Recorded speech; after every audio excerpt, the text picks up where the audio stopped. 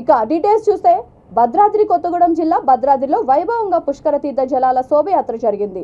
భద్రాద్రి రామయ్య సన్నిధిలో ఈ నెల 31న జరగనున్న పుష్కర సామ్రాజ్య పట్టాభిషేకానికి అవసరమైన పుణ్య జలాలను అర్చక వైదిక కమిటీ వివిధ రాష్ట్రాల నుంచి సేకరించింది. 9 మంది అర్చక వైదిక సిబ్బంది 2 తెలుగు రాష్ట్రాలతో పాటు దేశంలోని వివిధ రాష్ట్రాల్లో ఉన్న 12 పుణ్య నదీ జలాలు, 12 పుష్కరిణుల జలాలు, సముద్ర జలాల తీర్థాన్ని సేకరించి భద్రాచలం చేరుకున్నారు. మంగళ వాయిద్యాలు, వేద మంత్రాల నడుమ ఈ జలాలకు ప్రత్యేక పూజలు చేసి శోభయాత్ర నిర్వహించామని ఆలయ అధికారులు, వైదిక సిబ్బంది తెలిపారు.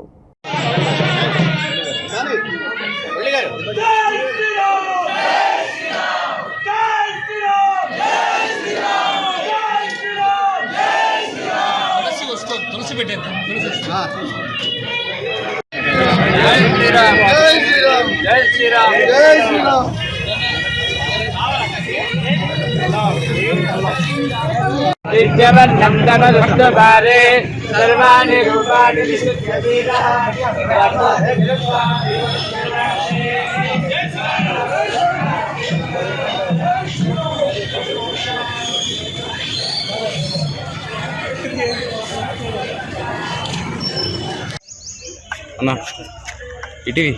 భద్రాచలం శ్రీ సీతారామచంద్ర స్వామి వారి దేవస్థానంలో పుష్కర సామ్రాజ్య పట్టాభిషేకోత్సవాలు ప్రారంభం కానున్నాయి.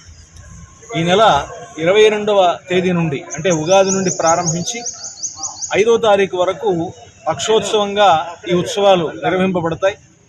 ఉగాది నాడు రామక్రతువు ప్రారంభమవుతుంది. ఈ పుష్కర సామ్రాజ్య పట్టాభిషేకోత్సవం సందర్భంగా చతుర్వేద పురస్కృత పంచేష్టి సహిత నవాహ్నిక ద్వాదశకుండాత్మక శ్రీ రామాయణ మహాక్రతువు అనేటువంటి దాన్ని దేవస్థానం వారు సంకల్పించి ఈ పుష్కర సామ్రాజ్య పట్టాభిషేకోత్సవాల సందర్భంగా నిర్వహిస్తూ ఉన్నారు.